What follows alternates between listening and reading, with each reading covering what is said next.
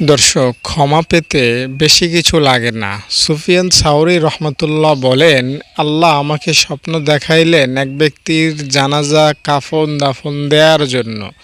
আমি তাকে কাফন দাফন জানাজা দেয়া শেষে তার স্ত্রীকে জিজ্ঞেস করলাম যে তোমার স্বামী কি এমন আমল করত যার কারণে আল্লাহ তাকে মাফ করে দিতে পারেন।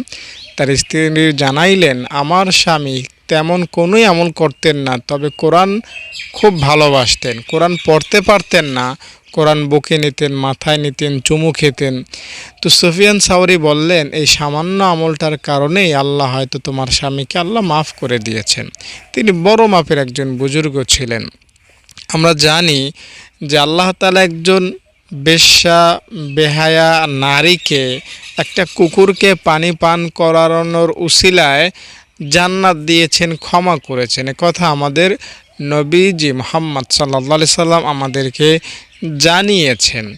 তো এ কারণেই বলছি, ক্ষমা পেতে, জান্নাত হাসিল করতে আপনার থেকে আল্লাহ তাআলা বড় কিছু চান না। আপনি যদি ছোট কিছু আল্লাহ তাআলাকে উপহার দিতে পারেন, দ্যাটস এনাফ জান্নাত পাওয়ার জন্য। কোনো এক বুজুর্গকে কেউ স্বপ্ন দেখলো যে তিনি জান্নাতে ঘোরাফেরা করতেছেন। জিজ্ঞেস করলেন, হুজুর, আপনি তো ভালোই আরামে আছেন, পরকালে জান্নাতে ঘোরাফেরা করতেছেন দেখতেছি।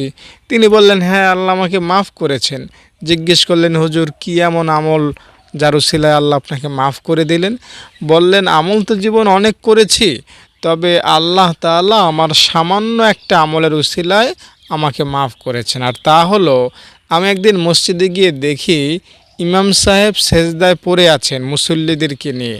আর আমরা জানি সেজদায় নামাজ অংশগ্রহণ করলে, সেজদাতে নামাজ অংশগ্রহণ করলে ওই সেজদা ধর্তব্য হয় না, ওই রাকাত ধর্তব্য হয় না। তো তিনি মনে মনে ভাবলেন যে ইমাম সাহেব যখন দ্বিতীয় রাকাতের জন্য দাঁড়াবেন সবাইকে নিয়ে, তখন আমি দ্বিতীয় রাকাতে সবার সাথে সামিল হব। খামাখা এখন সেজদায় যাব, কষ্ট হবে, আমার তো এতে নামাজ প্রথম রাকাত হবে না। এই চিন্তা আমি করতে লাগলাম। হঠাৎ আমার মাথায় একটা হাদিসের বাণী ভেসে উঠল, আর তা হলো, লা সাজাদাতুন ওয়াহিদা খায়রুম মিনাদ দুনিয়া ওয়া মা ফিহা। হাদিসে আছে, একটা সেজদা কেউ যদি আল্লাহর জন্য দেয়, এই সেজদা দুনিয়া ও দুনিয়ার মধ্যে যা কিছু আছে তার চাইতে বেশি মূল্যবান। তো এই কথা, এই হাদিস যখন আমার মাথায় স্মরণ হলো, আমি তৎক্ষণাৎ সেজদায় লুটে পড়লাম। তো ওই দিনের ওই সেজদাটার উসিলাতেই মূলত আল্লাহ আমাকে ক্ষমা করে জান্নাত দিয়েছেন। তো এজন্য ভাই বন্ধু, কাকে কোন উসিলায় আল্লাহ মাফ করবেন কেহ কিন্তু আমরা জানি না। আরও একটা হাদিস আপনাকে শোনাই। একজন ব্যক্তি জান্নাতে ঘোরাফেরা করতেছে। আমি হাদিসটির মর্মবাড়ি শোনাই। নবীজি সাল্লাল্লাহু আলাইহি সাল্লাম তাকে জিজ্ঞেস করলেন, তুমি জান্নাতে কি এমন আমল তুমি করতা? তো তিনি বললেন, হুজুর, আমি রাস্তা থেকে কষ্টদায়ক বস্তু সরিয়ে দিয়েছিলাম। মানুষ হাঁটাচলা করতে পারতো না, আমি সেটা সরিয়ে দিয়েছি। আল্লাহ তাআলা যার কারণে আমাকে খুশি হয়ে মাফ করে দিয়েছেন। তো রাস্তা থেকে কষ্টদায়ক বস্তু সরিয়ে দেয়া, এটা আহামরি খুব বড় কাজ না। একটা কুকুরকে পানি পান করানো আহামরি কোনো বড় কাজ না। একটা সেজদা দেয়া খুব কঠিন শ্রমের কাজ না, কিন্তু বিনিময় আল্লাহ জান্নাত দিয়ে দিলেন। মূলত এভাবেই বান্দাকে আল্লাহ ক্ষমা করেন। আল্লাহ তাআলার ক্ষমার ঘটনাগুলো যদি আপনি শোনেন, হয়রান হয়ে যাবেন। তবে বিশ্বাস করতে হবে। উতাকা ও রহমা একটা পরিভাষা, ইসলামের একটা পরিভাষা, হাদিসের একটা পরিভাষা। উতাকা উর রহমান হলো আল্লাহ তাআলা এমন কিছু বান্দাদেরকে জান্নাত দিবেন যাদের জান্নাত পাওয়ার কোনো যোগ্যতা নাই। আমি হাদিসটা আপনাকে শোনাই। ইমাম গাজালি রহমতুল্লাহ আলাই লিখেছেন, উতাকা উর রহমান কারা। তিনি লিখেছেন, আল্লাহ তাআলা কিয়ামতের ময়দানে সব হিসাব নিকাশ শেষ করবেন। যারা জান্নাতি যাবে, যারা জান্নাতে, যারা জাহান্নামী তারা জাহান্নামে যাবে। তো আল্লাহ তাআলা নবীদের সুপারিশ, ওলিদের সুপারিশ, আলেমদের সুপারিশ, পীর সাহেবদের সুপারিশ, হাফেজদের সুপারিশ, বাবা মার সুপারিশ, সৎ বান্দাদের সুপারিশ, শহীদদের সুপারিশ, সবার সুপারিশ শেষ করবেন, সবাইকে জান্নাত দিবেন। এখন আর তেমন ইমানদার জান্নাতি ইমানদার ব্যক্তিরা জাহান্নামে থাকবে না। তবে যাদের ইমান যাররা পরিমাণের চাইতেও কম, যেটা দেখা যায় না, ধরা যায় না, ছোঁয়া যায় না, স্পর্শ করা যায় না, অনুমান করা যায় না, অনুধাবন করা যায় না, সেটাকে বলা হয় যাররা থেকে কম। হ্যাঁ, যাররা থেকে কম, যেটা স্পর্শই করা যায় না, দেখাই যায় না। তো এই সামান্য ইমান যাদের অন্তরে থাকবে তারা জাহান্নামে থেকে যাবে, তারা জাহান্নামের আগুনে শাস্তি পেতে থাকবে। তো আল্লাহ তাআলা একটা সময় জাহান্নামের মধ্যে পর্দা হটাইয়া দিবেন। কে মমিন, কে কাফের, কে মুনাফিক, কে ফেরাউন, কে আবু জাহেল, কোনো ভেদাভেদ থাকবে না। সবাই সবাইকে দেখতে পারবে। জাহান্নামের মধ্যে সবাই সবাইকে দেখে আযাব ভোগ করতে থাকবে। তো এমন সময় এই ফেরাউন মার্কা কাফের বেঈমানরা ইমানদারদেরকে লক্ষ্য করে বলবেন, টিটকারি মেরে বলবেন, আরে তোমরাও জাহান্নামের শাস্তি ভোগ করতেছো, তোমরা না মুহাম্মদ নবীর উম্মত ছিলা, লাভটা হলো কি? আমাদের সাথে জাহান্নামে আগুনে আছো। তো একথা শুনে জাহান্নামীরা, ওই ইমানদার জাহান্নামীরা খুবই কষ্ট পাবে। সকলেই মিলে আল্লাহকে বলবে, আল্লাহ জাহান্নামের শাস্তি দিতেছো তো দিতেছো, এই কাফেরদের সাথে আমাদের দেখা কেন ঘটাইলা? এতদিন শাস্তি পাচ্ছিলাম তো পাচ্ছিলামই, জাহান্নামের শাস্তি তো ভয়ানক, আল্লাহ তার চাইতেও ভয়ানক লাগতেছে কাফেরদের টিটকারি। আল্লাহ আমরা এটা আর মেনে নিতে পারতেছি না। আল্লাহ তাআলা তখন জিবরাইলকে ডেকে বলবেন, জিবরাইল যাও যাও, যত ইমানদার জাহান্নামে আজকে আছে একটাও জাহান্নামে আর যাতে না থাকে। ফাইনাল ঘোষণা দিবেন আল্লাহ, জাহান্নামী যত আছে ইমানদার সবাইকে তোমাকে আমি দায়িত্ব দিলাম, এ টু জেড খুঁজে খুঁজে একদম পরিপূর্ণভাবে সবাইকে বের করে জান্নাত দিয়ে দাও। সুবহানাল্লাহ। ইমাম গাজালি রহমতুল্লাহ আলাই তাদেরকে খুঁজতে যাবেন, খুঁজে খুঁজে খুঁজে খুঁজে খুঁজে খুঁজে একটা একটা একটা করে বের করবেন, এরপর একটা জায়গায় জমা করবেন। তাদের শরীর তো একদম পুরে একদম কঙ্কালের মতো হয়ে যাবে। আল্লাহ তাআলার হুকুমে জিবরাইল এই জাহান্নামী ইমানদার, বহু ইমানদার, এদেরকে আবহায়াতের নদীতে গোসল করাবেন। সাথে সাথে তাদের শরীর আগের মতো হয়ে যাবে, একদম ফিটফাট হয়ে যাবে। তো এবার আল্লাহ তাআলা তাদের মাথায় সিল মারবেন। হ্যাঁ, সিল মারবেন। এটা হলো এমন সিল যেটা উতাকাউর রহমান বলা হয়, মানে আল্লাহ তাআলার বিশেষ অনুগ্রহে জান্নাত প্রাপ্ত বান্দা।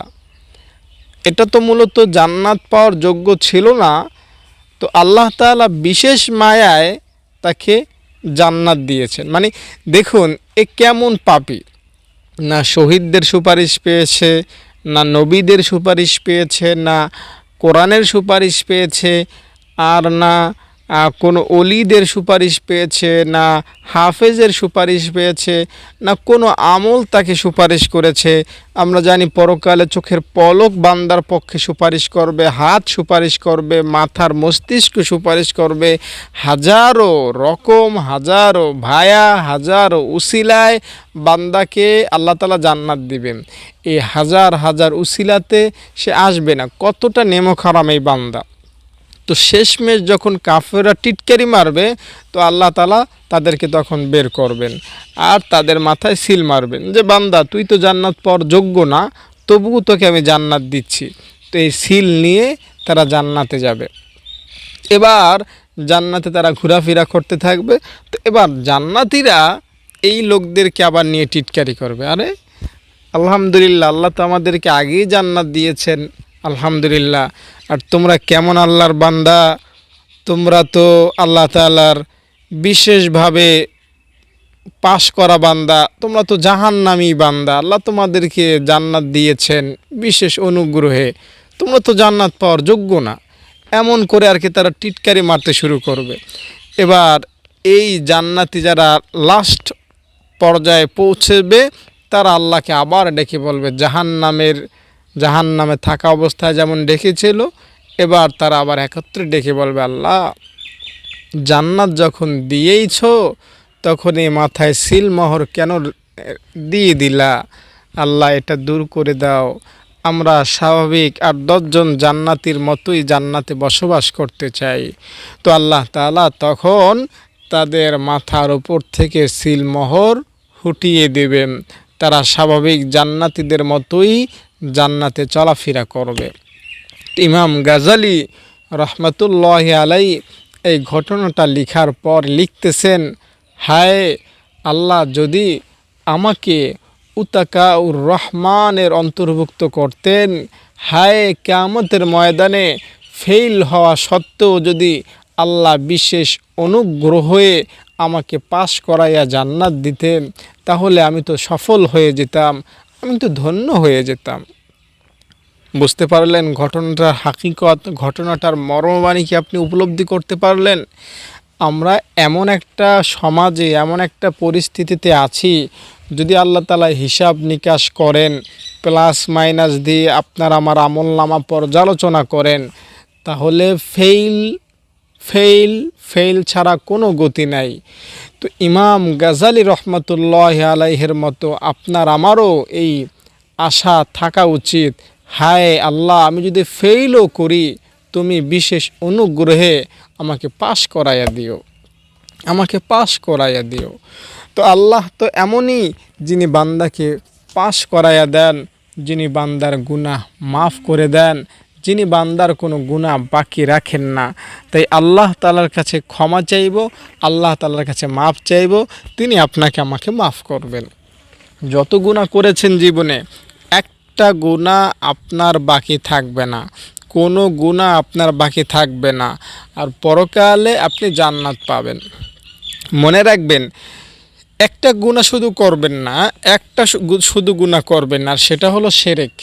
শিরক সম্পর্কে আপনি ভালোভাবে জানেন, শিরকের গুনাহ শুধু করবেন না, আর যত গুনাহ ইচ্ছা করেন গুনাহ করবেন, মাপ চাইবেন, গুনাহ করবেন, মাপ চাইবেন, গুনাহ করবেন, মাপ চাইবেন, এভাবেই জীবনটা পার করে দেন। আল্লাহ ইনশাল্লাহ আপনাকে জান্নাত দিবেন। শিরকের গুনাহ এটা আল্লাহ তাআলা ক্ষমা করেন না, সহজে ক্ষমা করেন না। আর কিয়ামতের ময়দানে তো বিলকুল না, আপনি শিরকের গুনাহ নিয়ে মরবেন আর আপনি জান্নাত পাবেন, এটা কোনোভাবেই সম্ভব না। আল্লাহ তাআলা বলেছেন যে, বান্দা তুমি 70 বছর গুনাহ করেছো, একদিনও তুমি নামাজ পড়ো নাই, তুমি 70 বছর কোনো দিন রোজা রাখো নাই, তুমি এ অবস্থায় মরেছো, আমি আল্লাহ আছি, তুমি তো আমার বন্ধুর উম্মত, আমি তোমাকে কোনো না কোনো বাহানায় জান্নাত দিব। আল্লাহ তাআলার একদম পরিষ্কার কথা। তুমি 70 বছর ধরে আমার নাফরমানি করেছো, মিথ্যা বলেছো, তুমি অহংকার করেছো, হিংসা করেছো, গীবাত করেছো, মানুষের সাথে ধোঁকাবাজি করেছো, কোনো দিন আমাকে ডাকো না, সমস্যা নাই, কিয়ামতের ময়দানে আসুক, তোমাকে হয়তো কিছুকাল শাস্তি দেব, কিন্তু জান্নাত তোমার জন্য আমি রেডি করে রাখলাম। কিন্তু বান্দা, একটা শিরকও যদি তুমি করো আর সারা জীবন নামাজ কালাম করো, ওই শিরকের গুনাহ নিয়ে যদি মরো, বান্দা আমি কিন্তু তোমাকে আবু জাহেল, ফেরাউন, নমরুদ, হামানের সাথেই রাখবো।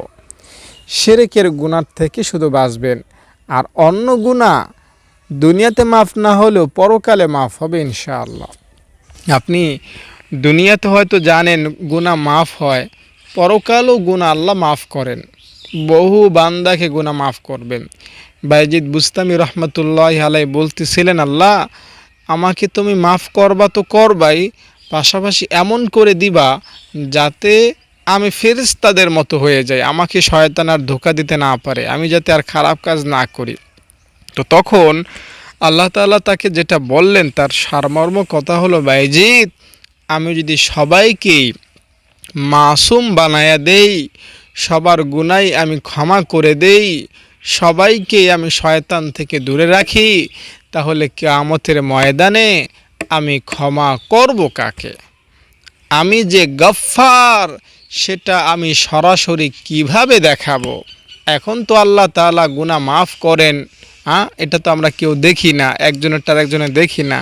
তো আল্লাহ তাআলা যে আসলেই গফফার, তিনি যে আসলেই অনেক বড় বড় পাপকে ক্ষমা করেন, তো এটা আল্লাহ তাআলা কিভাবে দেখাবেন? তো কিয়ামতের ময়দানে এটা আল্লাহ দেখাবেন যে বান্দা দেখো তুমি এত বছর গুনাহ করেছিলা, যাও আমি সব মাফ করে দিলাম, জান্নাতে ওই দিকে যাও, ওই ফেরেশতা ওকে জান্নাতে ঢুকায় দাও। এভাবে আল্লাহ তাআলা লক্ষ লক্ষ কোটি কোটি বান্দাকে জান্নাতে ঢুকায় দেবেন গুনাহ থাকা সত্ত্বেও। ইনিই হচ্ছেন রহমান, ইনিই হচ্ছেন গফফার। দর্শক, একটা সিস্টেমের কথা আপনাকে বলি। এখানে আপনার সওয়াব লেখা হয়, এখানে আপনার গুনাহ লেখা হয়, ঠিক না? এখানে যেই সওয়াব লেখা হয়, এই সওয়াব লেখার গোডাউনটা খুবই স্ট্রং, শক্তিশালী, মজবুত। হ্যাঁ, প্রধানমন্ত্রী যেখানে থাকে সেখানে আমি আপনি সাধারণ মানুষ ঢুকতে পারবো না, স্বাভাবিক চোর গুন্ডারা ঢুকতে পারবে না। আমি যদি প্রধানমন্ত্রীর বাসভবনে কোনো হামলা করতে যাই, হামলা করার পরিকল্পনা করার আগেই আমাকে ক্রস ফায়ার দিয়ে শেষ করে দেবে। ওই জায়গাটা খুব সেফ জোন, ওখানে যেন তেন ব্যক্তি প্রবেশ করতে পারে না, কেউ হামলাও করতে সাহসও করে না, ঠিক না? তো ওইভাবেই সেফ জোন আল্লাহ তাআলা এখানে রেখেছেন। আপনার আমলনামা, আপনার সওয়াবটা খুবই নিরাপত্তা, খুবই যত্নে আল্লাহ তাআলা এখানে রাখেন। এই সওয়াবটা না শয়তান চুরি করতে পারে, এই সওয়াবটা না পচে যায়, না গলে যায়, না শেষ হয়ে যায়, না কিছু হয়। এই সওয়াবটা আস্তে আস্তে বাড়তেই থাকে। আপনার এই সওয়াবের বিজনেসের মধ্যে কোনো শত্রু হামলা করতে পারে না। আপনার এই সওয়াবটা আল্লাহ তাআলা খুবই নিরাপত্তার মধ্যে রাখেন। আর এইখানে হলো গুনাহ লেখা হয়। আপনি জানলে অবাক হবেন, এই গুনাহ রাখার জন্য কোনো ফ্রিজ নাই। এই গুনাহ যে কোনো সময় পচে যায়, গলে যায়, শেষ হয়ে যায়, ধ্বংস হয়ে যায়, নিঃশেষ হয়ে যায়, সাফ হয়ে যায়, পুড়ে যায়, ছাই হয়ে যায়। হ্যাঁ, গুনাহ আপনি হয়তো জীবনে অনেক করেছেন, কিন্তু বিশ্বাস করেন বন্ধু, আপনি যদি মাঝে মধ্যেও আমলকারী ব্যক্তি হন, তাহলে জীবনের প্রথম দিন যেই গুনাহটা আপনি করেছেন, সেই গুনাহটা আপনার এই আমলনামায় নাই। আপনি মনে করেন বাজার থেকে 5 কেজি সাইজের একটা বিশাল বোয়াল মাছ কিনে আনলেন, সেটা ভালোভাবে টুকরা টুকরা করে কেটে আপনার খাটের উপরে যদি রেখে দেন, আর সেটার কোনো যদি যত্ন না নেন, হয় সেটা বিড়ালে খেয়ে ফেলবে, আর না হয় কুকুরে নিয়ে যাবে, আর না হয় ঘরের বাচ্চারা সেটা নিয়ে খেলা তামাশা করে শেষ করে দেবে, ঠিক না? আর যদি এগুলো নাও হয়, 1 দিন বা 2 দিন পার না হতেই ওই বোয়াল মাছটা পচে একদম শেষ হয়ে যাবে, ঠিক না? তো আপনার যে গুনাহটা এখানে রাখা হচ্ছে, এই গুনাহটার কোনো নিরাপত্তা নাই। এই গুনাহ পাহারা দেওয়ার জন্য কোনো ফেরেশতা নাই। আপনি গুনাহ করলেন, এই গুনাহটা স্থায়ী না, গুনাহটা বেশি স্থায়িত্ব হয় না। আপনি মনে করেন 1 বছর গুনাহ করেছেন, কথার কথা 1 বছর গুনাহ করেছেন, 1 বছর পর আল্লাহকে বললেন আল্লাহ মাফ করে দাও, তো সাথে সাথে আপনার গুনার মধ্যে পচন ধরে যায়, আগুন লেগে যায়, একদম ধ্বংস হয়ে যায়, বুঝতে পারলেন? কিন্তু আপনি হাজারো রকমের গুনাহ করলেও, অপরাধ করলেও আপনার এই নেকির মধ্যে কোনো পচন ধরে না, কোনো কিছুই হয় না, এটা স্থায়ী।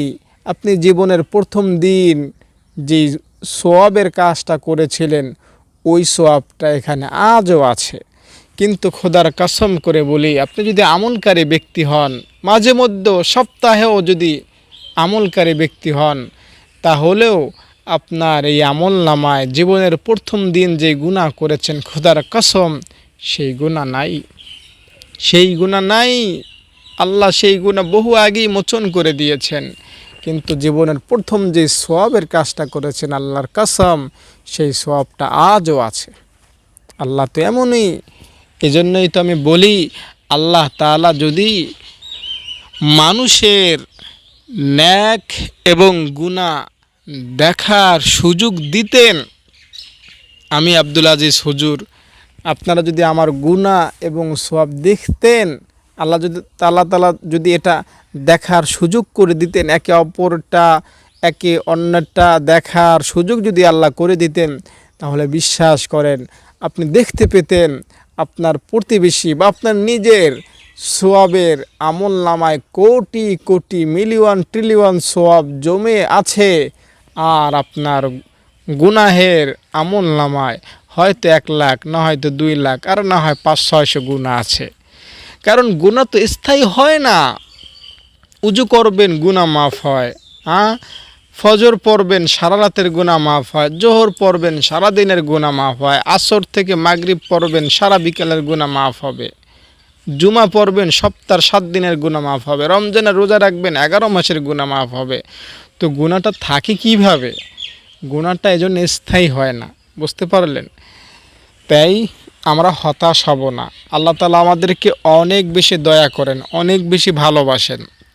আল্লাহ তাআলা চান না আমার আপনার গুনাহটা স্থায়ী হোক, আমার আপনার গুনাহটা লেগে থাকুক, আমার আপনার সাথেই থাকুক, এটা কখনোই চান না। আমি আপনাকে আরও একটা তথ্য জানাই, শুনলে হয়রান হয়ে যাবেন।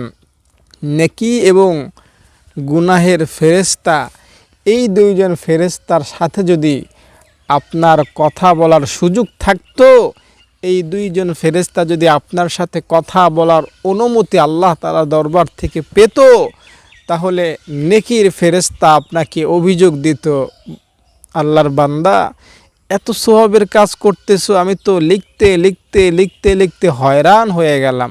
আমি সারমর্ম কথা শোনাই, ফেরেশতাদের ক্লান্তি নাই, সহজে বোঝানোর জন্য বলছি। এই ডান কাদের ফেরেশতা আপনাকে প্রতিদিন বলতো, আল্লাহর বান্দা এত সওয়াব, আমি তো লিখতে লিখতে ক্লান্ত হয়ে গেলাম। আপনি হয়তো 10 বছর আগে কোন একটা মাদ্রাসা 100 টাকা দান করেছিলেন, ওই 100 টাকা দিয়ে 10 জন ছেলে মেয়ে খেয়ে পড়াশোনা করেছে, পড়াশোনা শিখেছে। তো এর উসিলায় তারা নামাজ পড়ে, কোরআন পড়ে, জিকির আজকার করে, তারা আবার অন্যকে শিক্ষা দিয়েছে। এভাবে ধারাবাহিকভাবে পর্যায়ক্রমে আপনার সওয়াব হতেই যাচ্ছে, ওই ফেরেশতা সওয়াব লিখিয়ে যাচ্ছে। তাই ওই ফেরেশতা আপনাকে প্রত্যেক দিন অভিযোগ করতো, বান্দা এবার একটু সওয়াবের কাজ কমাও, আমি তো সওয়াব লিখতে লিখতে হয়রান হয়ে গেলাম। জাযাল্লাহু আন্না মুহাম্মাদান মা হুয়া আহলুহু, একবার শুধু পড়বেন, হাদিস সাক্ষী। 70 জন ফেরেশতা, এখানে যে ফেরেশতা আছে ওইটা বাদই, এই ফেরেশতার সাথে আরও 70 জন ফেরেশতা অ্যাড হয়, কারণ সওয়াবের গতি এত যে একার পক্ষে সম্ভব না। আল্লাহ আরও 10 জন ফেরেশতাকে পাঠায়া দেন স্পেশালভাবে। এই 70 জন ফেরেশতা মিলে আপনার জন্য টানা 1000 দিন পর্যন্ত সওয়াব লিখতে থাকে। তাহলে বুঝতেই পারলেন এই ফেরেশতা আপনাকে কি অভিযোগ দিত। আর আপনার এই বাম কাদের যে ফেরেশতা আছে, এই ফেরেশতাও একটা অভিযোগ আপনাকে দিত, একটা নালিশ আপনার সাথে করত। আর সেটা হলো, আল্লাহর বান্দা তুমি গুনাহ করেছো, আমার গুনাহ লিখতে তো তেমন কষ্ট হয় না, কারণ তুমি সারাদিনে 100 গুনাহ করতে, 200 গুনাহ করতে, এর বেশি করতে পারতা না। তো তুমি 50 বছর ধরে গুনাহ করেছো, এই 50 বছর পর তোমার ক্ষমা চাওয়ার দরকারটা কী ছিল? আমার কাজ এত বাড়ানোর দরকারটা ছিল কি ছিল? আমি তোমার গুনাহ প্রত্যেকটা দিন লিখেছি, একদিনে 100, কোনো দিন 200, কোনো দিন 1000, এভাবে গুনাহ তুমি করেছো, আমি লিখেছি 100, 200, 500 গুনাহ লিখতে আমার কোনো কষ্টই হয় না। আজকে 50 বছর বয়সে এসে তুমি যখন আল্লাহর কাছে মাপ চাইলা, আল্লাহ আমাকে অর্ডার দিয়ে দিলেন, ফেরেশতা বিগত 50 বছরে তিলে তিলে যত গুনাহ লিখেছিস, আজকে তোকে আমি অর্ডার দিলাম বিগত 50 বছরের সব গুনাহ আস্তে আস্তে করে একটা একটা করে সব মুছে দে, পরিষ্কার করে দে, সাফ করে দে। গুনাহ লেখার কাজে ফেরেশতা যে আছে, খোদার কসম, সে গুনাহ লিখতে কখনোই ক্লান্ত হয় না, কিন্তু গুনাহ ক্ষমা করতে করতে তার দিন যায়। সওয়াবের কাজে যে ফেরেশতা নিয়োজিত আছে, খোদার কসম এই ফেরেশতা সওয়াব লিখতে লিখতে হয়রান হয়ে যায়।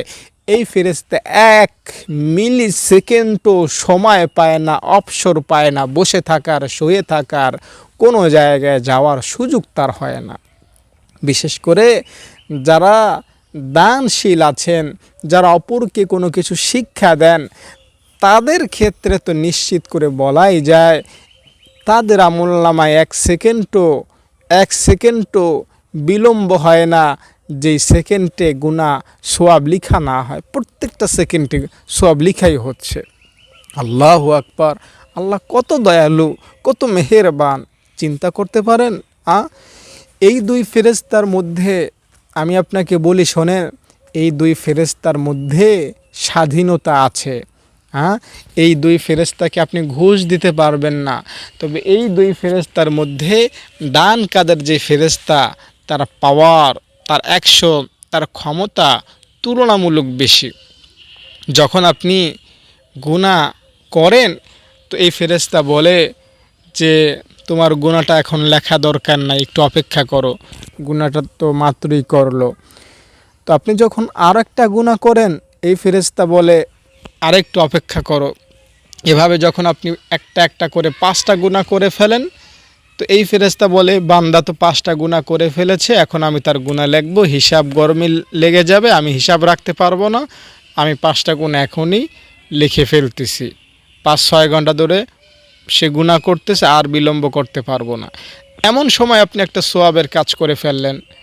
তো এখন এই নেকের কাজে যে ফেরেশতা নিয়ে যেত, সে বলে কি জানেন, আচ্ছা তুমি তো তার 5টা গুনাহ লিখবা না, তো সে তো এখন একটা সওয়াবের কাজ করেছে, আর আল্লাহ আমাকে জানাইছেন আমার কোনো বান্দা একটা সওয়াবের কাজ করলে 10টা সওয়াব লিখবে, একটা লিখবা না, একটা লিখলে হবে না।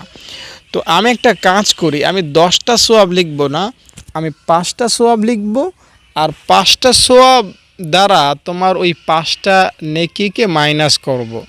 তাই যেহেতু সে 10টা সওয়াবের মালিক হলো, তাই আমি 10টা এখন লিখছি না, 5টাই লিখছি, আর ওই বাকি 5টা সওয়াব ওই 5টা গুনাহ দ্বারা মাইনাস হয়ে যাবে। তোমার আর কলম চালানোর দরকার নাই, তোমার আর গুনাহ লেখার দরকার নাই। আল্লাহু আকবার! মূলত এভাবেই আল্লাহ তাআলা আমাদেরকে মাফ করেন, এভাবেই আমাদেরকে ক্ষমা করেন। বুঝতে পারলেন? তাই ভাই বোন, বন্ধু, দর্শক শ্রোতা, আল্লাহ তাআলা সম্পর্কে সুধারণা রাখুন, কখনোই খারাপ ধারণা রাখবেন না। আল্লাহ আমাকে মাফ করবেন না, এটা কখনোই অনুমান করবেন না, এটা কখনোই ধারণা করবেন না।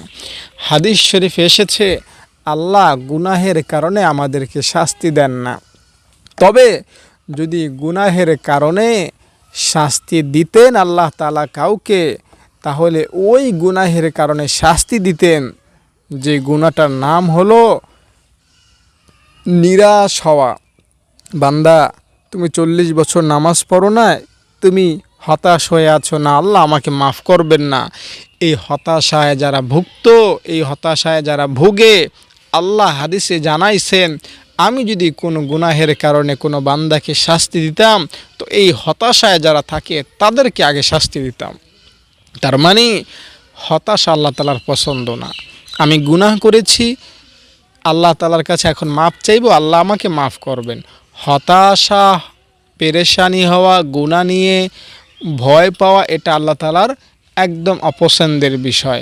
তাই কখনোই হতাশ হব না, রবের কাছে দিল খুলে প্রাণ ভরে মাফ চাইব। রব মহান আল্লাহ তাআলা আমাদেরকে মাফ করবেন। আল্লাহ তাআলা আমাদেরকে মাফ না করে পারবেন না। আপনি কয়টা গুনাহ করেছেন? একটা পাপী ব্যক্তির ঘটনা আপনাকে শোনাই। একজন আল্লাহ তাআলার বান্দা, খুব পাপী লোক ছিল। হাসান বসরি রহমতুল্লাহি আলাইহির যুগের ঘটনা। আর হাসান বসরি তিনি তো বড় মাপের একজন আলেম, সাহাবায়ে কেরামদের থেকে তিনি শিক্ষা লাভ করেছেন। বড় মাপের একজন আলেম হাসান বসরি, রাবেয়া বসরিয়াদের কথা আপনি শুনেছেন বহুবার। তো ওই যুগের একটা খারাপ লোক ছিল যে খুবই অত্যাচার ছিল, খুবই অত্যাচারিত এবং খুবই নাফরমান ব্যক্তি ছিল। বাবা মারা গিয়েছে, বাবা ছিল কোটিপতি, বাবার তরফ থেকে সে কোটি কোটি টাকার মালিক হয়েছে অল্প বয়সী, যুবক বয়সী। এই লক্ষ কোটি কোটি টাকা সে এবার খারাপ পথে ব্যয় করতে লাগলো, জেনার পথে, মদ গাঞ্জার পেছনে, অশ্লীলতার পেছনে, গান বাদ্যের পেছনে, নেশার পেছনে। মোট কথা এমন কোনো গুনাহ নাই যেটা সে করতে লাগলো না, প্রত্যেকটা গুনাহ সে এবার করতে লাগলো। আর তার টাকাও আছে, ক্ষমতাও আছে, কেউ তাকে নিষেধও করতে পারতেছে না। তার মা তাকে প্রতিদিন বুঝাচ্ছে, কিন্তু কে শোনে কার কথা? কোনো কথা শুনতেছে না। হঠাৎ এই যুবকটা অসুস্থ হয়ে পড়ল। ডাক্তার বলে দিল সে আর বেশি দিন বাঁচবে না, তার হায়াত ফুরিয়ে গেছে। তো একথা শুনে ছেলে খুবই ভয় পেয়ে গেল, মরণের কথা স্মরণ হয়ে গেল। হায় রে, আমি তো এতদিন গুনাহ করেছি, আমার মরণের সময় হয়ে গিয়েছে, ডাক্তার বলেছে আমি বাঁচবো না, এত বড় রোগ হয়েছে আমার। আল্লাহু আকবার, আমাকে তো এখন তাওবা করতে হবে। তাই তার মাকে বলল, মা তুমি হুজুরের কাছে যাও, হাসান বসরি তার কাছে যাও, তাকে আমার কাছে নিয়ে আসো, আমাকে একটু যাতে তাওবা পড়ায়া দেয়, আমি আর গুনাহ করব না, আমার মরণের সময় হয়েছে, আমি তাওবা করে মরতে চাই। মা তাড়াতাড়ি হাসান বসরিকে ডাকতে গেলেন।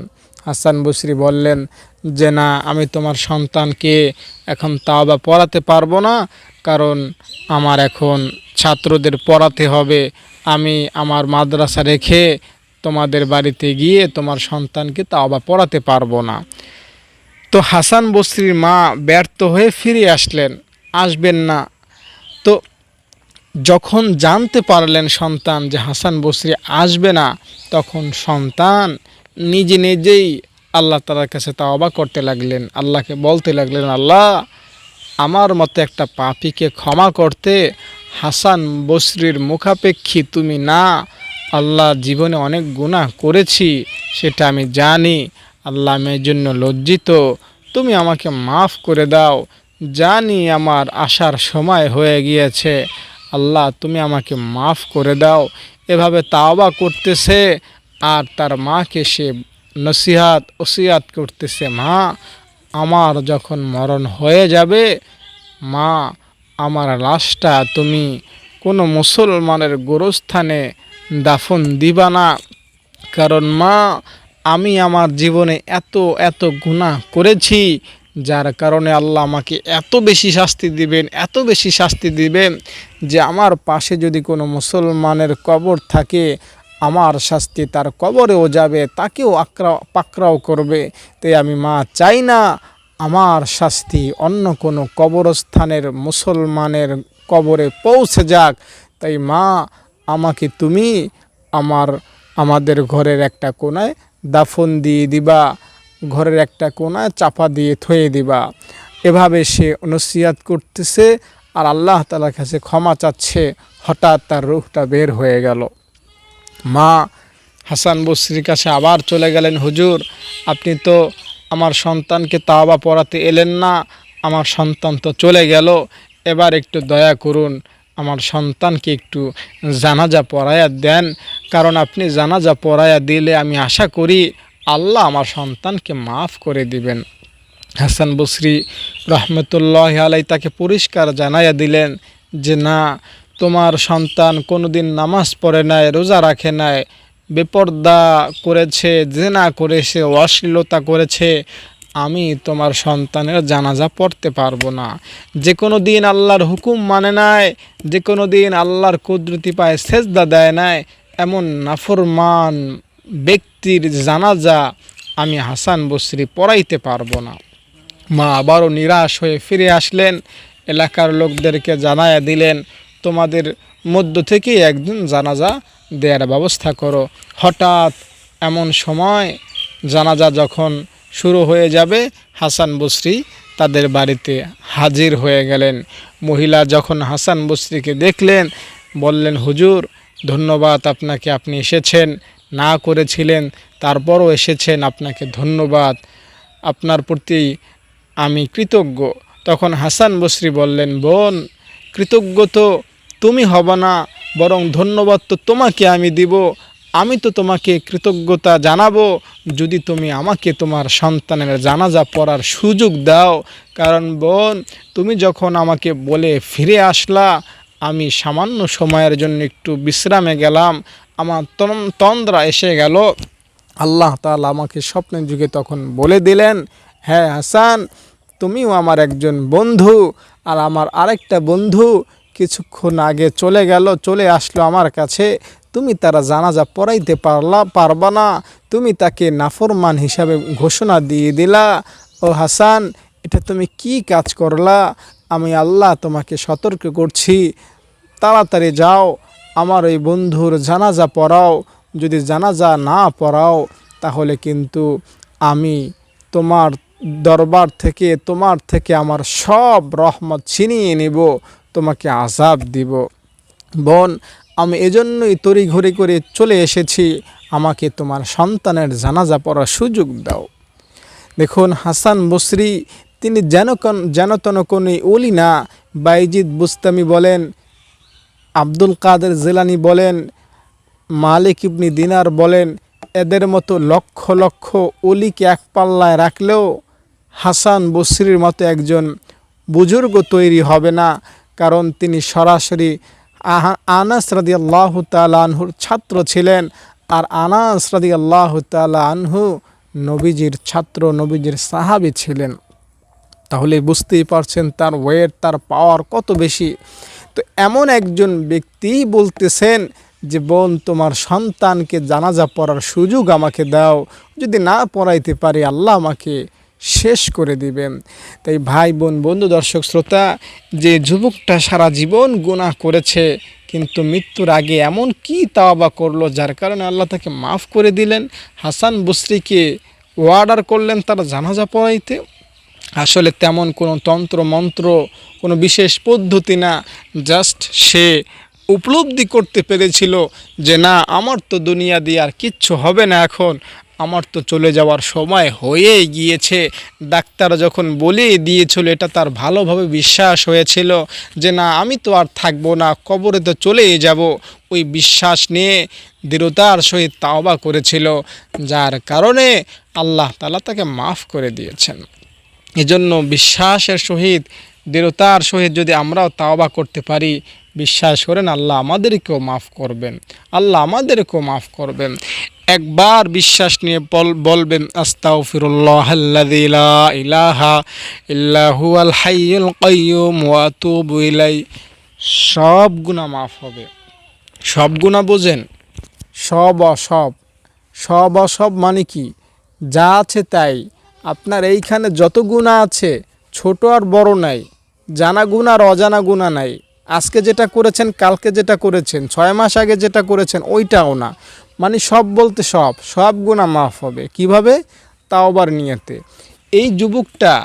এই যুবকটার জানাজা পড়াইতে হাসান বসরি অস্বীকার জানাইতেছিলেন, কারণ এত গুনাহ সে করেছে। নামাজ পড়ে নাই, রোজা রাখে না, অশ্লীলতা করেছে, বেহায়াপনা করেছে, কিন্তু দিন শেষে মরার পূর্বে আল্লাহ তাআলা তাকে মাফ করে দিয়েছেন। তো এভাবে আমরাও যদি খাঁটিভাবে দিল থেকে এই দোয়াটা পড়তে পারি, তো আল্লাহ তাআলা আমাদেরকেও মাফ করে দিবেন। বুঝতে পারলেন? ফেরাউন যখন মারা যাবে, জিব্রাইল তার মুখে কাদা ঢুকাইতে ছিল আর বলতেছিল যে আমার মনে তো হচ্ছিল আল্লাহ তাআলা ফেরাউনকেও মাফ করে দিবেন। আল্লাহ তাআলা তখন জিব্রাইলকে লক্ষ্য করে বললেন যে, জিব্রাইল, তুমি ঠিকই ধরেছ, আমি ফেরাউনকেও মাফ করে দিতে চাচ্ছিলাম।